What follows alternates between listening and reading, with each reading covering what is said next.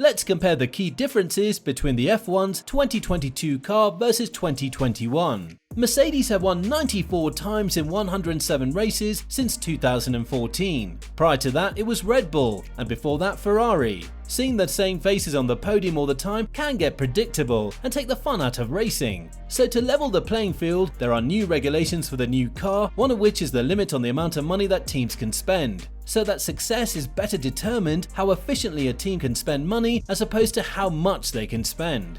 Downforce. Current F1 cars can lose up to half the downforce that gives them the grip around corners when they're closely tailing another car, caused by the dirty air jettisoning straight into the car behind. Simulations now show that at one car length behind the other, the 2021 car retains 55% of downforce, compared to the 2022 car which retains 86% of the downforce. How is it doing that? Front wing. The front wing of the 2022 car has a new shape, which is more flat and continuous to generate consistent downforce while following another car. It does this by ensuring the front wheel wake or airflow is controlled and directed down the car in the least disruptive way. Another difference is that the Y250 vortex is gone now, as there is no longer a space between the inner tips of the front wing flaps. It plays a pivotal role in influencing downforce in a car. Because it's so difficult to control, the 2022 car does without it, now that the inner tips it relies on to be created is gone.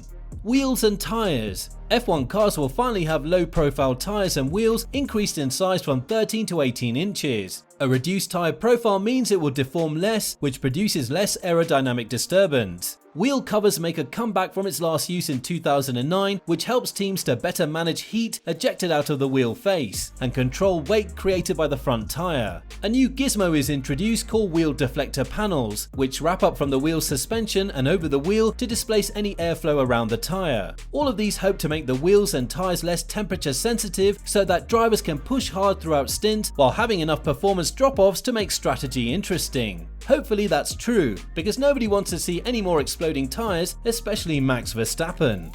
Rear wing. The new rear wing has rolled tips to create rotational airflow that collects the rear wheel wake and quite literally rolls it into the flow that exits the diffuser. This is an improvement to the 2021 car's straight end plate, which directs airflow upwards and outwards, leaving the dirty air there for the cars behind to drive through. And don't worry, the drag reduction system, or DRS, stays put.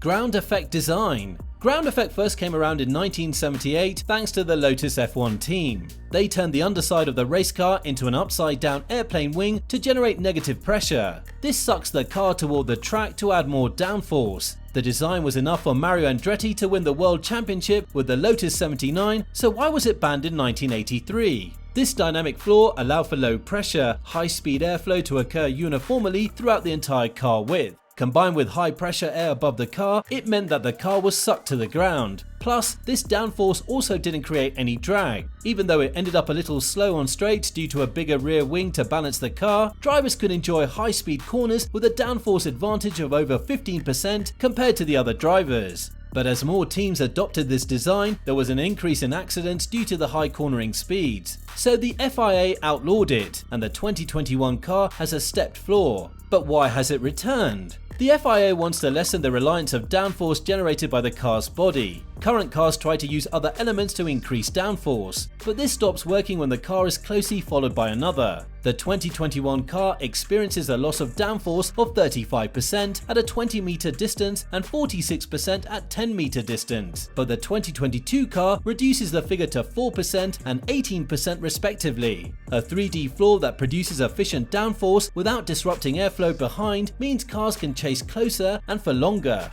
Bodywork. The 2022 car looks a lot more basic compared to the 2021 car, but every shape you see on the 2021 car has been intentionally designed to improve airflow to the rear.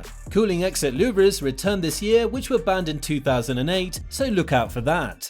Engine and fuel. The world's most efficient power unit, that is the 1.6-litre V6 turbo hybrid, stays. However, it will run on different fuel. F1 cars' fuel are required to contain 5.75% of a biofuel component. Next year, the 2022 car will see that rise to 10%, achieved with the E10 fuel, E for ethanol, 10 for its percentage. The ethanol must also be a second-generation biofuel, made in a sustainable manner. This is the sport's attempt to alight with current road car fuel regulations, as well as researching the ability of the power unit to run on a more sustainable fuel alternative.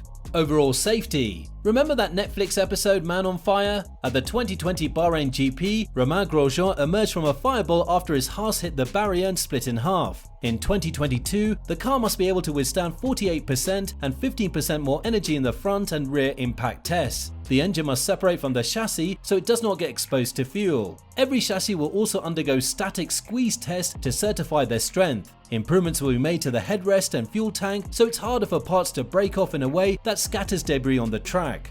Weight. With the heavier wheels and increased safety requirements, the weight of the cars is going up by 5%, from 752 kilos to 790 kilos. But if this extra 14 kilos gives us better racing and protected drivers, no one is batting an eyelid.